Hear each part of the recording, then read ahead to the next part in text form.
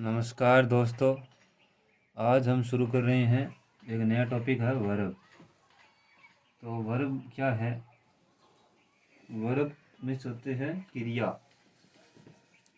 तो वर्ब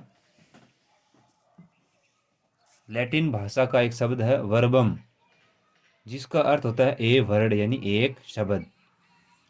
तो वर्ब क्या दिखाता है? काम का होना या किया जाना यानी एक्शन। वर्ब है वो क्या दिखाती है?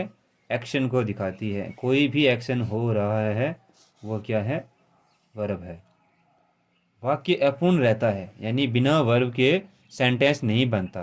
वाक्य के लिए सब्जेक्ट और वर्ब दो कंपलसरी जरूरी है, इसी से वाक्य बनता है, यानी बहुत ज़्यादा कंपलसरी कंपोनेंट है ये। अब वर्ब किस प्रकार की होती है, यानी वर्ब के क्या क्या प्रकार हैं? तो वर्ब में मेन वर्ब और ऑक्सिलरी वर्ब, यानी वर्ब है वो दो तरह की होती है। एक तो मेन वर्ब यानी मुख्य क्रिया, एक ऑक्सिलरी वर्ब यानी सहायक क्रिया। अब हम सबसे पहले देखते हैं कि मेन वर्ब मुख्य जो क्रिया है वो। तो मुख्य क्रिया, जैसे मुख्य क्रिया के तीन रूप होती हैं, फर्स्ट, सेकंड, थर्ड। फर्स्ट जैसे गो, वेंट, गोन। लेकिन कई जगह किताबों में या कई जगह गोइंग यानी एक जो कंटिन्यूस में काम में आता है इसको फोर्थ फॉर्म माना जाता है। और जो गोज यानी ये प्रेजेंट सिंपल में एस या ई एस लगकर गो का गोज हो जाता है, वो कई बार वर्ब की फोर्थ फॉर्म के रूप में दिया हुआ होता है, यानी फिफ्थ होती है ये और ये फोर्थ होती है। तो मुख्य रूप से तीन होती हैं, गो, वेंट, गोन। ये क्रिया के रूप इसी प्रकार बनते हैं, लेकिन ये कॉन्टिन्यूस में होती है और ये प्रेजेंट सिंपल में होती है। तो इस प्रकार कई जगह मैन वर्ब के 5 फॉर्म दिए होते हैं। गोइंग यानी कॉन्टिन्यूस व परफेक्ट कॉन्टिन्यूस में काम आती है। गोन परफेक्ट में काम आती है। परफेक्ट के तीनों format, present perfect, past perfect और फ्यूचर परफेक्ट। या हमें क्या बनाना होता है? पैसिव बनाना होता है, वहाँ वर्ब की थर्ड फॉर्म का प्रयोग किया जाता है। ऑब्जेक्ट के यूज के आधार पर, यानी हम देखते हैं कि ऑब्जेक्ट है या नहीं, उस आधार पर कि वर्ब दो प्रकार की होती है। जैसे ट्रांजिटिव वर्ब्स यानी सक्रमक क्रिया, जिसमें ऑब्जेक्ट पर एक्शन का प्रभाव पड़ता है, यानी जो एक्शन है वो सब्जेक्ट से ऑब्जेक्ट की तरफ शिफ्ट हो जाता है, उसमें ऑब्जेक्ट पाया जाता है, ये कह सकते हैं हम। जैसे सी हिट्स ए बॉल, वह एक बॉल को हिट करती है। वोट या हुम से प्रश्न करने पर हमें ऑब्जेक्ट मिलता है। अगर ऑब्जेक्ट है तो ट्रांजिटिव वर्ब्स है। जैसे सी हिट्स, वह मारती है, वोट ए बॉल, ए बॉल यानी आ रहा है ऑब्जेक्ट। तो इसका मतलब ये क्या है? ये वाक्य और ये वर्ब है वो ट्रांजिटिव वर्ब है, यानी ऑब्जेक्ट रख रही है। इनट्रांजिटिव अकर्मक ऑब्जेक्ट नहीं होता है, तो एक्शन भी सब्जेक्ट पर ही रहता है, यानी एक्शन जो काम हो रहा है वो केवल सब्जेक्ट पे ही डिपेंड है, सब्जेक्ट ही मुख्य रूप से होता है। जैसे ही स्लीप्स ऑन ए रूफ, वह एक रूफ पर सोता है। तो सोता कौन है? ही। तो स्लीप्स वो जो है वर्ब है वो किस पे जाके पड़ता है? ही पर। Ram sings sweetly, Ram sings गाता है, स्वीटली यानी बहुत मधुर तरीके से, सुंदर से, अच्छे तरीके से। तो राम सिंग्स वोट, ऑब्जेक्ट नहीं आ रहा है। ही स्लीप्स वोट, या हम लगा सकते हैं हुम, ही स्लीप्स हुम, ना ही कोई पर्सन का नाम आ रहा है। ही स्लीप्स वोट, ना ही कोई ऑब्जेक्ट का नाम आ रहा है। राम सिंग्स हुम नहीं आ रहा है, राम सिंग्स वोट नहीं आ रहा है। स्वीटली क्या है? ये तो एडवर्ब है, ये कैसे गा रहा है? कि मधुर गा रहा है। वोट या हुम लगाने से हमें इनमें कोई ऑब्जेक्ट नहीं मिल रहा है, इसलिए ये जो वर्ब है वो क्या है? इनट्रांजिटिव है। तो ऑब्जेक्ट है तो ट्रांजिटिव है, ऑब्जेक्ट नहीं है तो इनट्रांजिटिव है। चलो आगे देखते हैं। मैन वर्ब डिस्कस करने के बाद में अब देखते हैं ऑक्सिलरी वर्ब्स यानी सहायक क्रिया, जिसको हम कहते हैं हेल्पिंग वर्ब्स। टू बी की, टू बी की कौन सी? टू बी मिलता होना, जैसे is, am, are, was, were. Present में इज, एम, आर का प्रयोग किया जाता है। Ram is writing a letter, Ram एक लेटर यानी पत्र लिख रहा है। They are playing kho kho, वे खो खो खेल रहे हैं। तो इज, आर, मैन वर्ब का काम करना।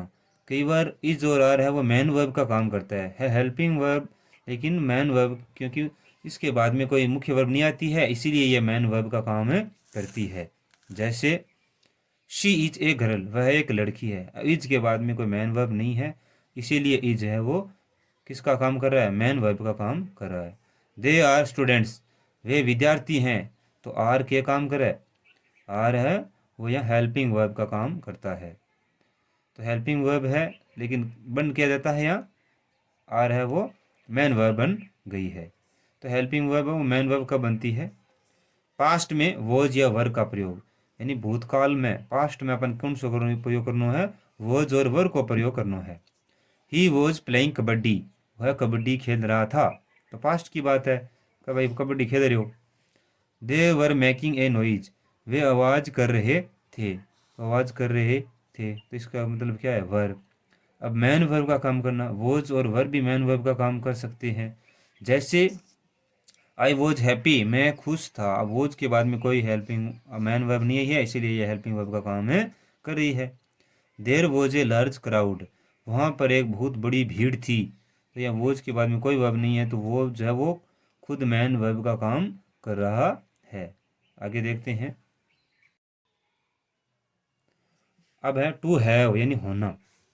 हैज़ और हैव प्रेजेंट परफेक्ट में काम आती है, इसके साथ में वर्ब की थर्ड फॉर्म आती है, यानी क्रिया का तीसरा रूप।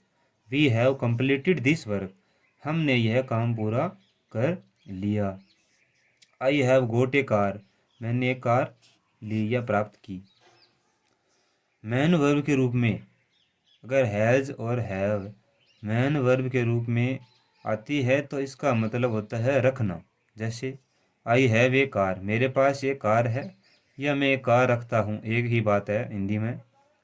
She has a big house, उसके पास एक बड़ा घर है, या वह एक बड़ा घर रखती है, दोनों का एक ही मतलब है, एक ही बात है। अब आ गया हैड। पास्ट परफेक्ट में अपन हैड को यूज करना है। जैसे I had done this work, मैंने इस काम को डन यानी पूरा किया था। तो आई हैड के साथ में वर्ब की भी क्या आ जाती है, third form. They had one the match, उन्होंने मैच जीत लिया था। तो यहाँ हैड के साथ में भी क्या वर्ब की थर्ड फॉर्म है, और हैड है वो पास्ट परफेक्ट का काम कर रहा है। Man verb, man verb, man verb क्या है, तो मैन वर्ब में वह रखता था। किसका प्रयोग, हैड का प्रयोग। हैड का प्रयोग मैन वर्ब में क्या होता है, रखता था। इसमें क्या हो जाता है देखते हैं। आई हैड ए कार, मेरे पास कार एक कार थी, यानी मेरे पास क्या थी, एक कार थी। आई हैड ए कार, मेरे पास एक कार थी। He had a big house, उसके पास एक बड़ा घर था। तो यानी हैज़ और हैव जो अर्थ दे रहे थे वही हैड है वो पास्ट में दे रहा है, ये रखना और ये रखता था, यानी पास्ट की बात है, अब नहीं है। हैज हैव व हैड के साथ बीन का प्रयोग करके परफेक्ट कॉन्टिन्यूस बनाया जाता है, यानी हैज़ हैव व हैड के साथ में बीन का प्रयोग करके परफेक्ट कॉन्टिन्यूस प्रेजेंट परफेक्ट भी बनाया जा सकता है। हैव हैज़ के साथ व हैड के साथ पास्ट परफेक्ट बनाया जा सकता है। अब आगे जब हम टेंस पढ़ेंगे तो हैज़ हैव व हैड के बारे में बात करेंगे। चलो अब देखते हैं। टू डू, डू डज और डिड। डू डज और डिड, डू और डज प्रेजेंट सिंपल के नेगेटिव वाक्यों में डू या डज का प्रयोग किया जा सकता है। टू डू मीन्स होता है करना। जैसे जहाँ I do not by A car, मैंने एक कार नहीं खरीदी। She does not eat food, उसने खाना नहीं खाया है। अगर ये खाना नहीं खाया है तो ये करे, यानी she does not eat food, वह खाना नहीं खाती है। I do not by A car, मैं कार नहीं खरीदता हूँ। मैन वर्ब में, मैन वर्ब में इसका करता है करना। जैसे आई डू दिस वर्क, मैंने इस काम को किया। शी डज हिज होमवर्क, उसने अपना होमवर्क किया। तो डू या डज, यानी डू है वो किसके साथ है, ये प्लुरल सब्जेक्ट है तो प्लुरल वर्ब आ गई, सिंगुलर सब्जेक्ट है तो सिंगुलर वर्ब डज के रूप में आ गई। डिड है वो पास्ट सिंपल में डिड भी डू या डज की तरह प्रयोग होता है, यानी जैसे डू डज का प्रयोग होता है वैसे डिड का प्रयोग पास्ट सिंपल में किया जाता है। हेल्पिंग वर्ब वाक्य में मेन वर्ब का काम करती है तो उसे लिंकिंग वर्ब या नोशनल वर्ब्स कहा जाता है। अगर हेल्पिंग वर्ब है और जो हेल्पिंग वर्ब मेन वर्ब का काम करती है तो उसको क्या कहते हैं, लिंकिंग वर्ब यानी जोड़ने वाली वर्ब या नोशनल वर्ब्स कहा जाता है। अब कुछ वर्ब होती है जो अपने यूज के हिसाब से, जैसे पॉजिटिव वर्ब्स। पॉजिटिव वर्ब होता है कारणवाचक यानी कारण बनना। जैसे सब्जेक्ट इनडायरेक्टली कोई काम के लिए उत्तरदायी होता है, डायरेक्टली काम नहीं कर रहा है, वो किसी से काम करवा रहा है। इनडायरेक्टली क्या होता है, वो उसका जिम्मेदार होता है।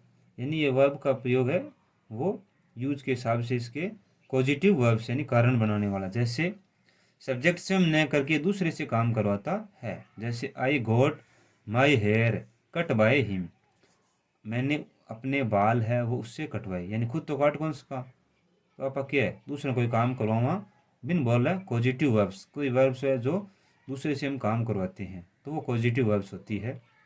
बाकी इसका यूज है उसी के आधार पे है। जैसे I got my hair cut, अब कट है ना ये वर्ब है तो ये है पॉजिटिव वर्ब है। यहाँ इन्फिनिटिव यानी टू लगाने की आवश्यकता नहीं है, अननेसेसरी हो जाएगा। आई मेड हिम लोफ, मैंने उससे उसे हंसवाया। आई मेड हिम लोफ, मैंने उसे हंसवाया। अब किससे हंसवाया, मैंने उसे हंसवाया, यानी दूसरे से काम करवा रहा है। आई गोट माई कार रिपेयर्ड, मैंने अपनी कार ठीक करवाई बाय द मैकेनिक, मैकेनिक के द्वारा। यानी मैंने कार है वो ठीक मैंने करवाई, लेकिन किससे, मैकेनिक से करवाई, यानी दूसरे से कोई काम करवा रहे हैं, वो वर्ब होती है वो पॉजिटिव वर्ब्स होती है। लेट्स भी पॉजिटिव वर्ब का कई बार काम करती है। दूसरे से हम परमिशन लेने के लिए लेट का यूज करते हैं, इसीलिए ये पॉजिटिव वर्ब्स है। जैसे would you let me join your party, क्या तुम मुझे पार्टी ज्वाइन करने दोगे, तो यह लेट से क्या कर रहा है, ये परमिशन ले रहा है। She let me borrow her book, उसने मुझे अपनी किताब है वो उधार दी, यानी उधार देने की अनुमति उसने मुझे प्रदान की। तो शी है वो मी से क्या ले रहा है, परमिशन ले रहा है। शी लेट मी, तो यानी बिना परमिशन के यूज नहीं कर सकता था। इस वर्ब में टू का यूज करना एक सामान्य गलती है, यानी यहाँ पर क्या है, टू का प्रयोग नहीं करना है। जैसे आई लेट जिम, मैंने जिम को अनुमति दी, किसकी, clean up the mash, mash की। I let Jim clean up the mash, तो ये कह रहा है कि यहाँ टू क्लीन नहीं करना है, ठीक है। I let Jim to clean नहीं करना है, I let Jim clean the mash, mess को साफ करने की। इसके बाद में देखते हैं कुछ वर्ब के और टाइप हैं, तो वो एक टाइप और है वो भी देख लेते हैं थोड़ा बहुत। अब देखते हैं इनकोएटिव वर्ब्स, INCHOA या OA है TIV, इनकोएटिव वर्ब्स। स्थिति में परिवर्तन दिखाने वाली वर्ब्स को इनकोएटिव वर्ब्स कहा जाता है। इनकोएटिव में क्या है स्पेलिंग, INCHOATIVE, इनकोएटिव वर्ब यानी जो स्थिति में परिवर्तन को दर्शाती है। जैसे यू आर गेटिंग फैट, तुम मोटे हो रहे हो, यानी लगातार स्थिति में परिवर्तन हो रहा है, वो मोटा हो रहा है। आगे हैं द लीव्स टर्न्ड येलो, पत्तियां हैं वो क्या हो रही है, येलो पीली हो रही है। इसका मतलब पत्तियां पहले हरी थी अब धीरे धीरे क्या हो रही है, येलो पीली हो रही है, तो स्थिति में परिवर्तन दिखा रही है। आगे हैं the tree is growing taller, जो पेड़ है वो ग्रोइंग बढ़ रहा है, टॉलर यानी लंबा हो रहा है, तो छोटे से क्या हो रहा है, बड़ा। ही फेल सिक, वह बीमार पड़ रहा गया, ही फेल सिक वह बीमार हो गया, इसका मतलब स्वस्थ था तो बीमारी की तरफ चला गया, स्टेट में परिवर्तन हो रहा है। She will become a teacher, वह टीचर बनना चाहती है, अब नहीं है तो टीचर बनने की और क्या हो रही है, वो प्रयासरत है। शी इज गोइंग बॉल्ड, वह गंजा हो रहा है, यानी उसके बाल धीरे धीरे क्या हो रहे हैं, झड़ रहे हैं, जा रहे हैं। The well has run dry, कुआं है वो क्या हो गया, सूख गया है, यानी नो वाटर की तरफ जा रहा है, बहुत कम पानी हो सकता है, थोड़ा बहुत हो, लेकिन हैज़ रन लगभग ख़त्म हो गया, यानी नो वाटर की तरफ कुआं बढ़ रहा है, एकदम सूख गया। टाइम इज़ ग्रोइंग शॉर्ट, समय है वो क्या हो रहा है, शॉर्ट हो रहा है, यानी कम हो रहा है। तो यानी समय क्या हो रहा है, शॉर्ट, कम हो रहा है, तो धीरे धीरे ज़्यादा से कम हो रहा है। The child became pale and thin, लड़का है वो पेल पीला और क्या हो गया, थिन यानी पतला। तो मोटा था, धीरे धीरे क्या हो रहा है, पतला हो गया। इट इज़ गेटिंग डार्क, अंधेरा हो रहा है, इसका मतलब क्या है, अंधेरा नहीं था और धीरे धीरे अंधेरा बढ़ रहा है। तो इनक्वालिटिव वर्ब्स होती हैं जो स्टेट में परिवर्तन दिखाती है। तो ये वर्ब्स के जो एक्सप्रेशन है उनके आधार पे है कि भी वर्ब क्या बता रही है। तो मैं आशा करता हूँ कि वर्ब के जो प्रकार मैन वर्ब या ऑक्सिलरी वर्ब्स आपको बताए वो समझ आ गए। ऑक्सिलरी वर्ब्स में मॉडल्स और आते हैं जो हम आगे के वीडियो में कवर करेंगे, मॉडल्स के बारे में पढ़ेंगे। तो दोस्तों आशा करता हूँ आपको समझ आ गया होगा। आप अपने दोस्तों के साथ भी शेयर कीजिए। धन्यवाद।